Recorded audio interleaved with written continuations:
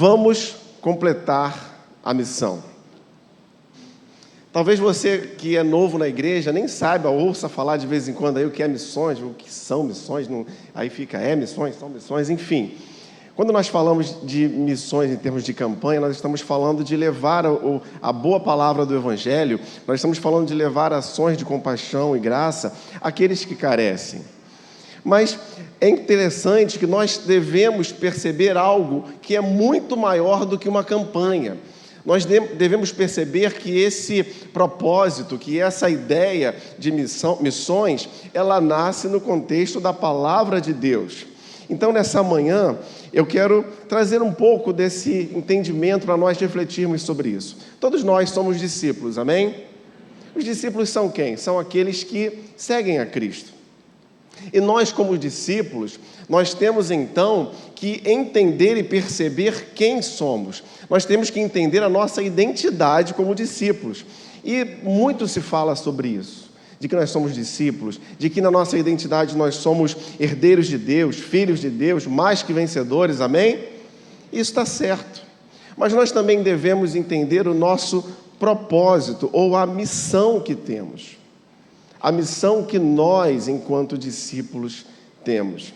Por isso eu queria convidar você a abrir sua Bíblia. O texto será projetado, mas abra sua Bíblia, você que trouxe ela aí no Evangelho de Mateus, capítulo 28. Nós leremos dos versos de 16 a 20.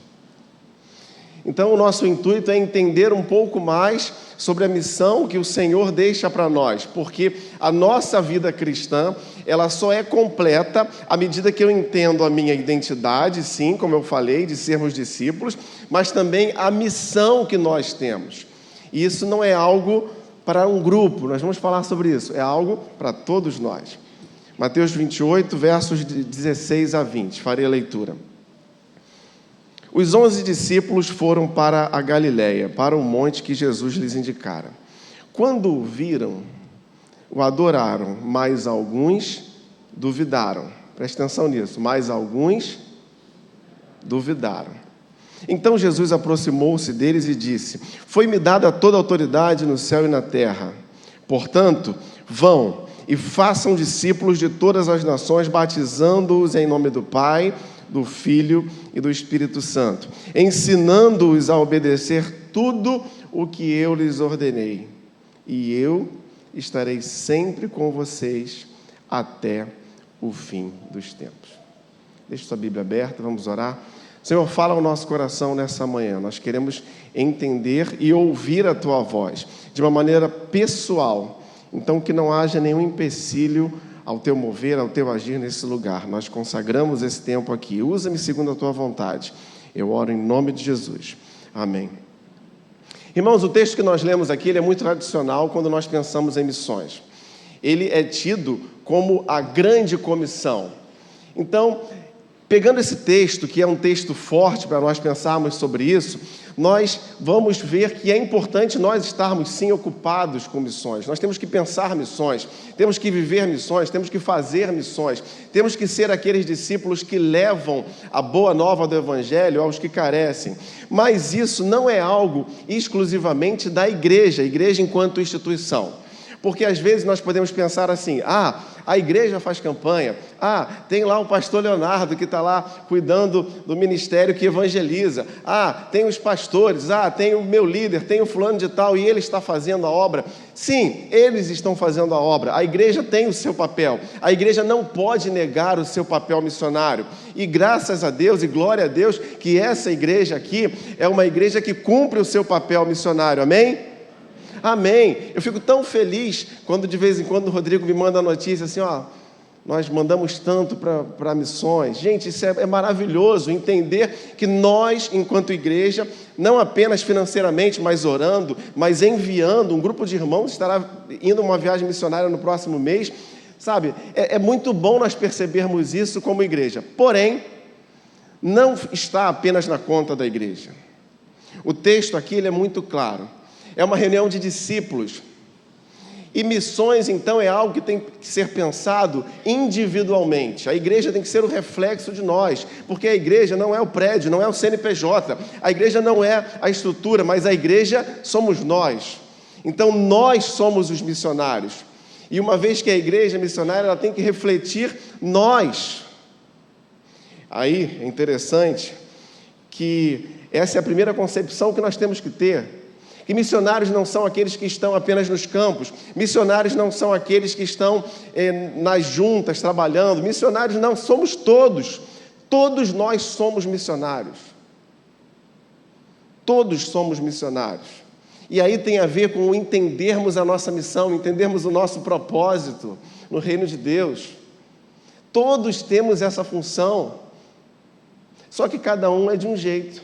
Tem um que vai, tem um que ora, tem um que contribui, tem um que mobiliza, mas todos temos o nosso papel enquanto missionários. Então, nessa manhã, eu quero compartilhar muito brevemente algumas verdades que nos levam a completar essa missão que Jesus deixou para nós, uma vez que eu e você somos os missionários que Ele está chamando. Vamos ao texto novamente. O texto diz assim: os 11 discípulos foram para a Galiléia, para um monte que Jesus lhes indicara. Quando o viram, o adoraram, mas alguns duvidaram. Vamos entender aqui o contexto. Jesus ele está ressurreto.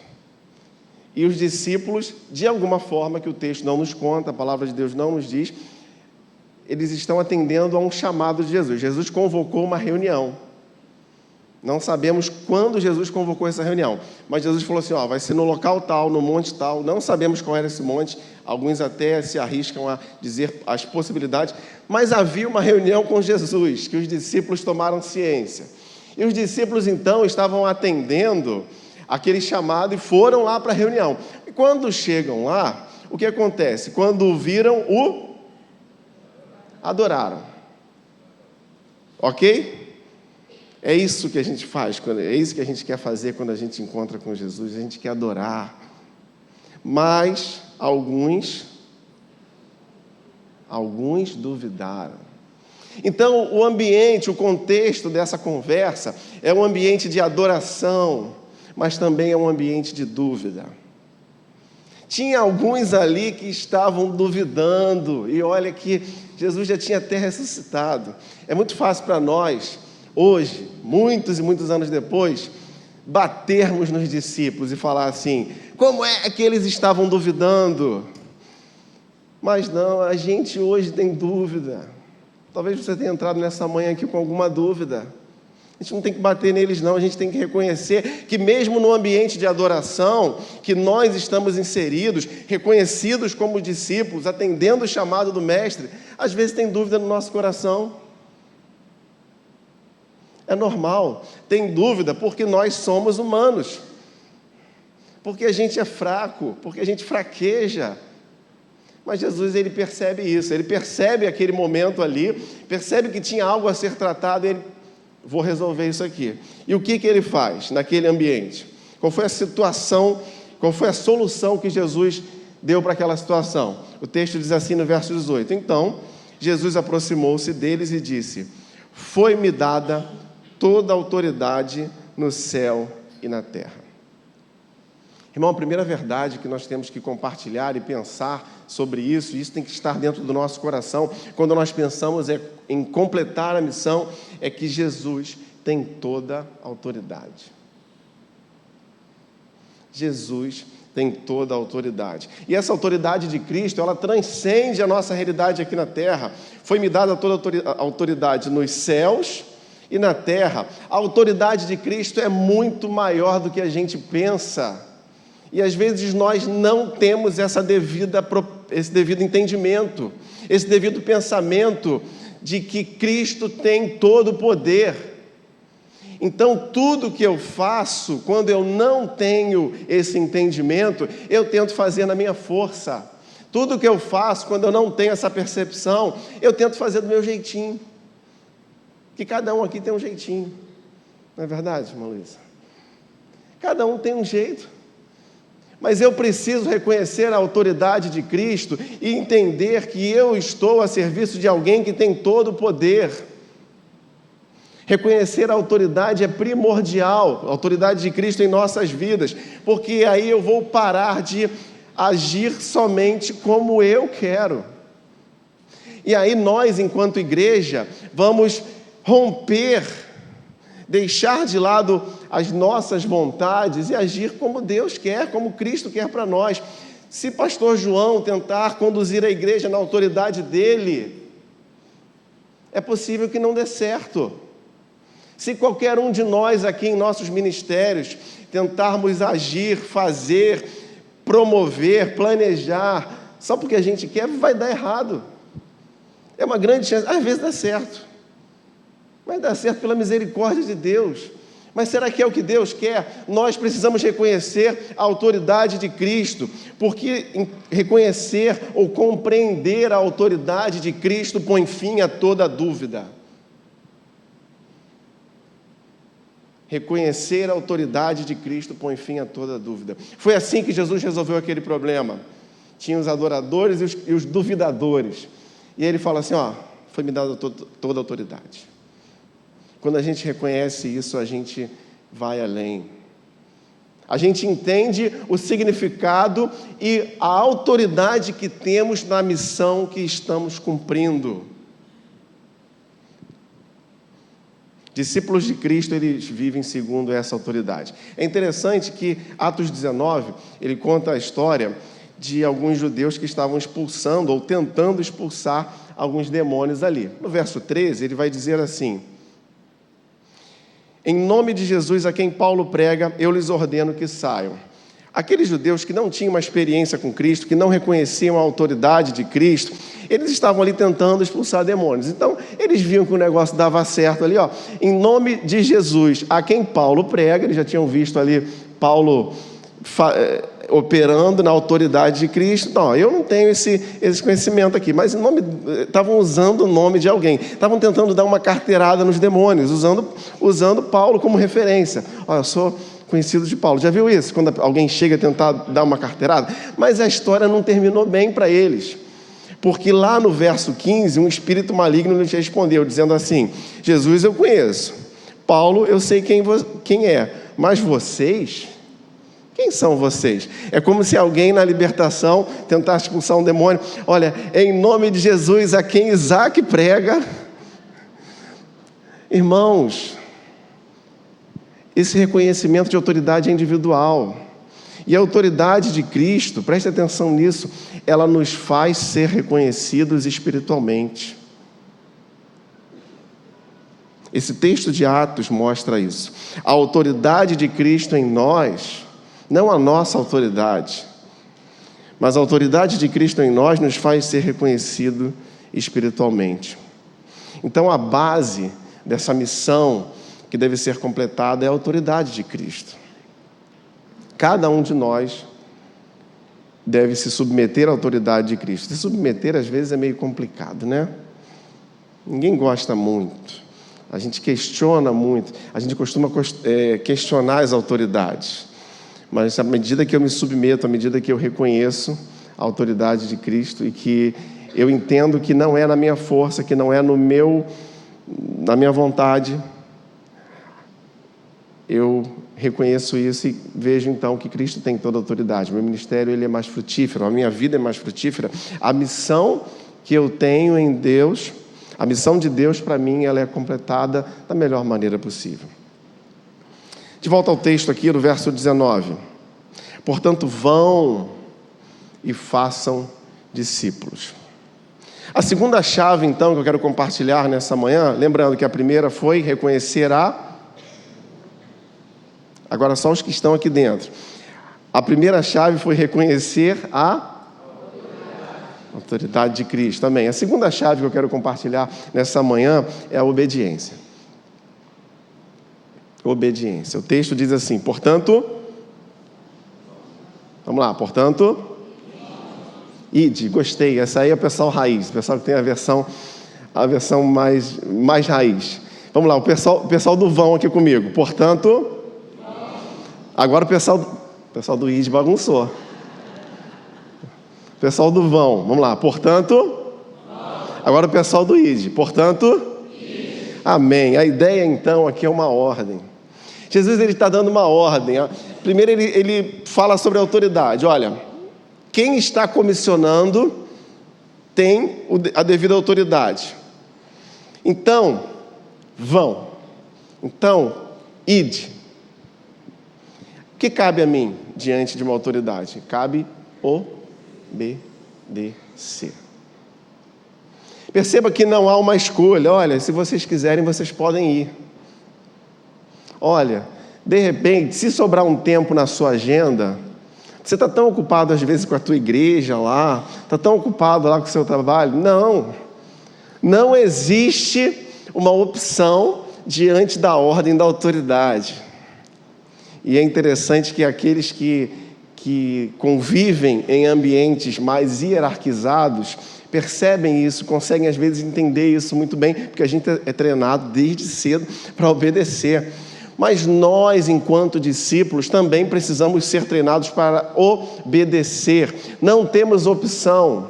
A cada um de nós, dentro daquilo que o Senhor nos chamou, nós devemos ir, nós devemos obedecer. Não é uma opção. Essa semana nós estávamos lendo a primeira carta de Pedro, lá, e é interessante que naquele dia ali eu fiz uma anotação, o verso 16 do capítulo 2, Pedro está falando a cristãos, ele fala assim: vivam como servos de Deus. Servos aqui tem a ideia de escravos.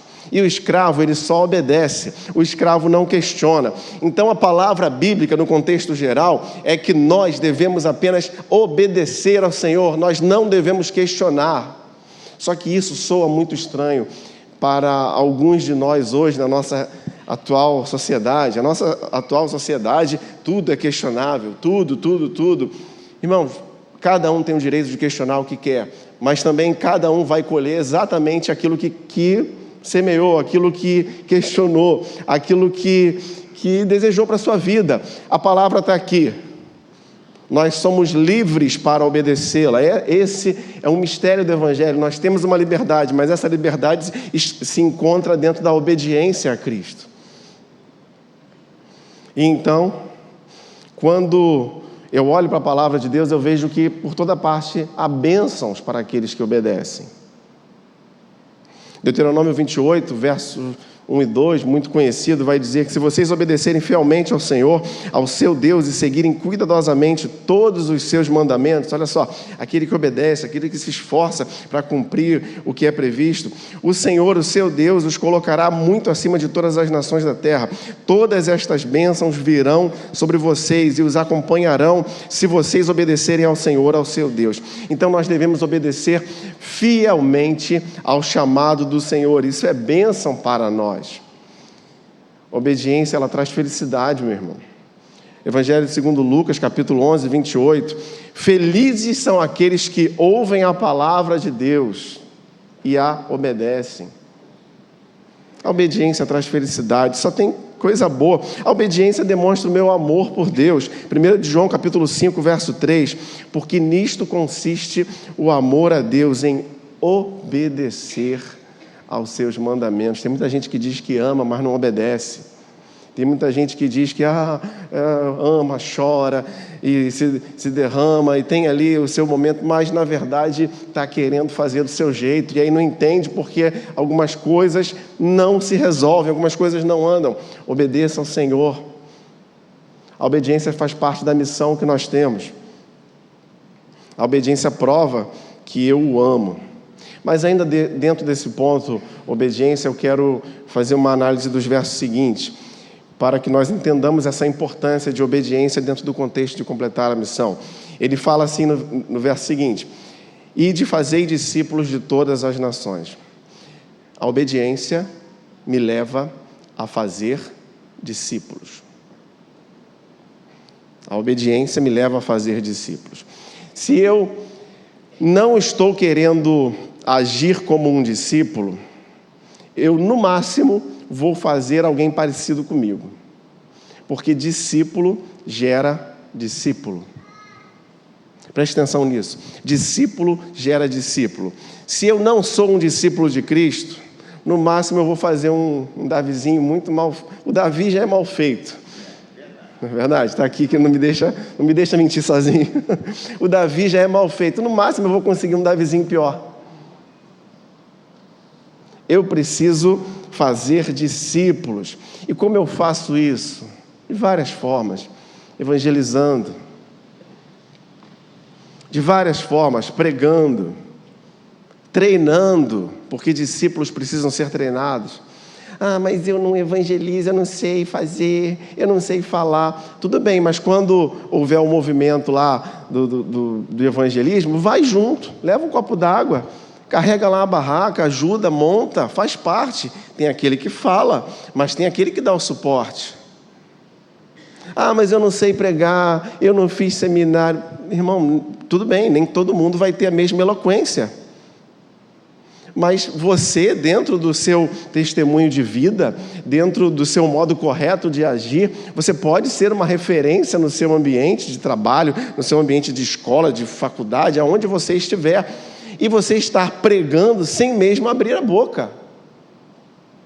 Ah, mas eu não sei fazer nada disso. Então convida para um PGM.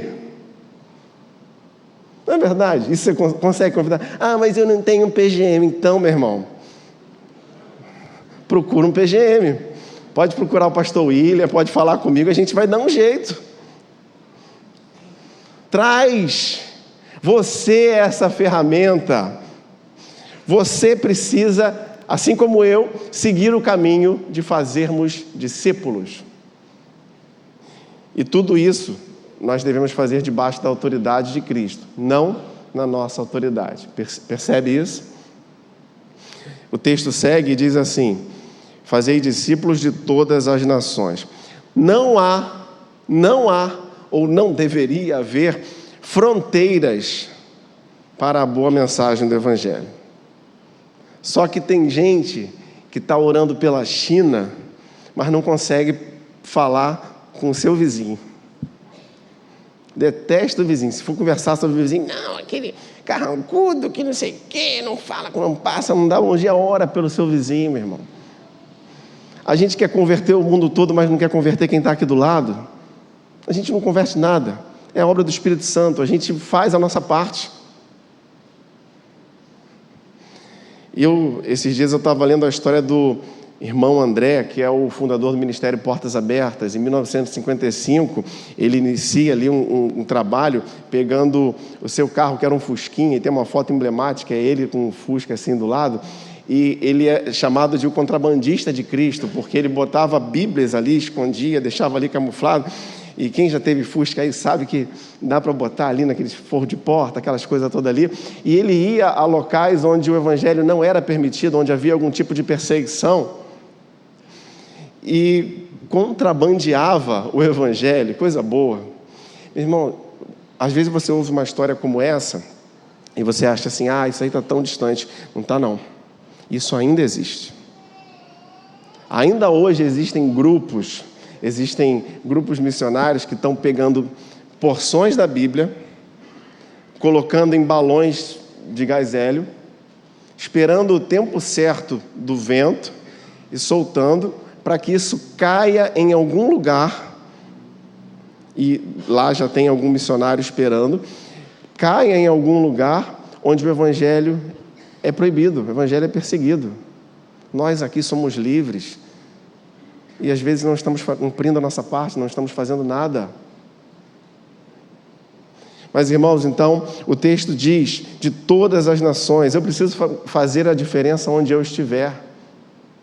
Ele segue, batizando-os. Batismo, meus irmãos, batismo é algo muito importante, mas aqui ele não é uma mera formalidade. Nós sabemos que o batismo não é motivo de salvação, mas o texto aqui ele está falando sobre identificação espiritual.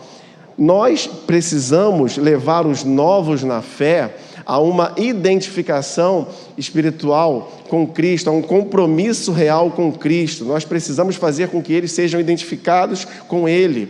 Tanto que a fórmula batismal aqui é a mais séria possível. Ele fala que o batismo será em nome do Pai, do Filho e do Espírito Santo. Nós precisamos ensinar, levar os novos a um compromisso, ensinando-os a obedecer tudo que eu lhes ordenei. O que a gente tem ensinado para os novos?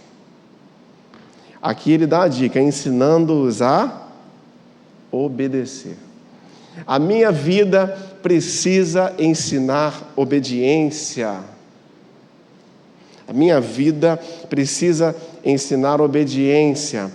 Sim, aqui ele fala tudo que eu lhes ordenei, então a gente tem que ensinar também. É muito importante que todos nós tenhamos contato com as verdades da palavra.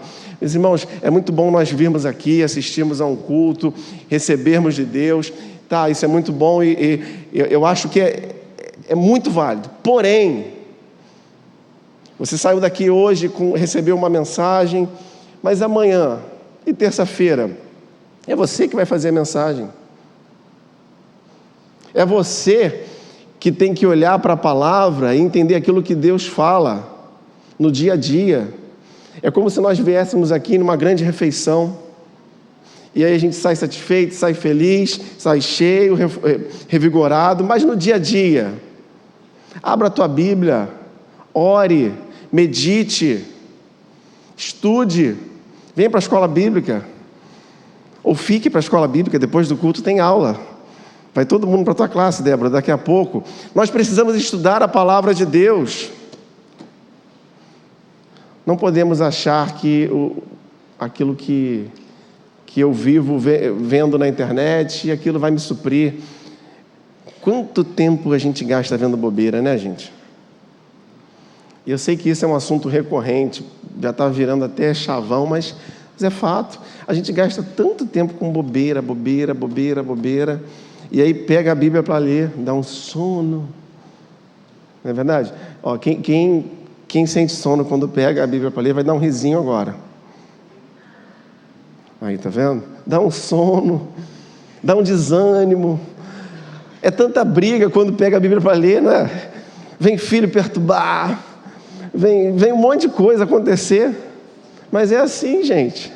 É uma dificuldade e a gente vai vencendo essas dificuldades e aprendendo a desenvolver a nossa maneira de nos relacionarmos com Deus em intimidade. Mas então, recapitulando aqui, Jesus, ele tem toda... Então, nós devemos fazer... Tá, agora, vamos de novo. Pastor Delaney, só tem que dar um exemplo aqui. Vamos lá. Jesus tem toda... Nós devemos fazer... Pastor Delaney errou. Nós devemos fazer discípulos. Mas está bom, mas está certo. Jesus tem toda a autoridade, nós devemos fazer discípulos, nós devemos levar esses discípulos à obediência, nós devemos obedecer. E a terceira verdade, então, que eu quero compartilhar no texto, e eu acho que isso aqui é fantástico, é a companhia de Jesus. A parte B do verso 20 diz assim: e eu estarei sempre com vocês até o fim dos tempos. E eu estarei sempre com vocês até o fim dos tempos. Irmãos, Jesus não nos deixa sós. Muitas vezes nós nos sentimos sós, sozinhos, porque alguém nos abandonou, porque alguém virou as costas para nós, porque alguém não quer mais papo com a gente, e a gente tinha uma certa expectativa em algo, em uma pessoa, em uma situação, em uma instituição, e às vezes aquilo ali deu errado, alguém fechou, foi maldoso, e nós nos sentimos sós. Isso é normal, nós enquanto humanos nos sentimos sós, mas presta atenção, Jesus, ele não nos deixa sós, ele está sempre conosco. Ele está conosco em todo tempo, a qualquer tempo. Nós não vamos nos sentir sós à medida que nós entendermos isso, à medida que percebermos e compreendermos isso como uma verdade. Jesus está conosco. E já concluindo, é interessante que em Lucas 10, é um texto interessante, Jesus ele está enviando seus discípulos pelos lugares por onde haveria de passar. Ele está comissionando ali, diz assim o texto: depois disso, o Senhor designou outros 72 e os enviou 2 a dois adiante dele, a todas as cidades e lugares por onde ele estava prestes a ir. Preste atenção nisso. Jesus, comissionando os seus discípulos, ele envia em dupla. Ele chama, Delaney, vai lá com Jarbas, você vai para aquele canto lá. Carlos, você e Tati vão para outro canto. Sempre 2 a 2, porque 2 a 2 a gente sabe que às vezes um desanima. Não é verdade? Às vezes um está cansado, às vezes um desiste. Não vamos hoje não. Hoje está sol, hoje fez frio essa noite, eu não dormi bem. Desculpa, sempre tem. Mas tem que ter alguém, sempre tem que ter um animado. Tem que ter um mais animado. E aí Jesus envia então 2 a 2, para que eles fossem pelos lugares por onde Jesus haveria de passar. Percebeu isso? Vocês vão na minha frente e eu vou em seguida. É o que Jesus está falando. Irmãos, hoje ainda é assim. Jesus está te enviando e Ele está contigo. O 2 a 2 hoje é você e Jesus.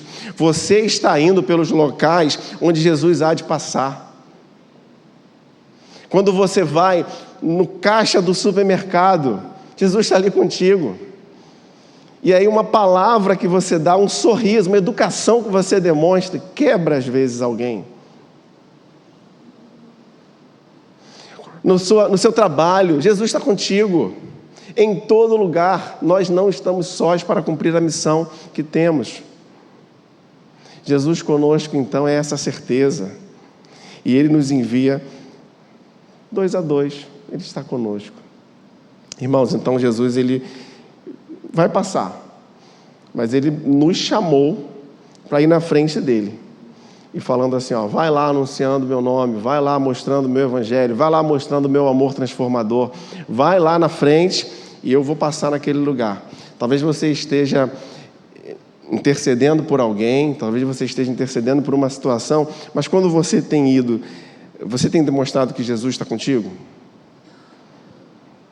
Isso é importante, porque às vezes a gente fica tão ranzinza, tão chateado, tão cara amarrada, tão cara feia, que as pessoas não querem nem ficar perto da gente. Não é porque a gente é crente, não. Todo mundo é assim, todo mundo é assim. Mas nós temos que ser diferentes, nós temos que ser aqueles que vão por onde o Mestre está passando. Então, irmãos, Jesus não nos deixa só. Ele nos ajuda, nos ensina, nos fortalece, Ele nos guia. Ele põe fim a toda dúvida.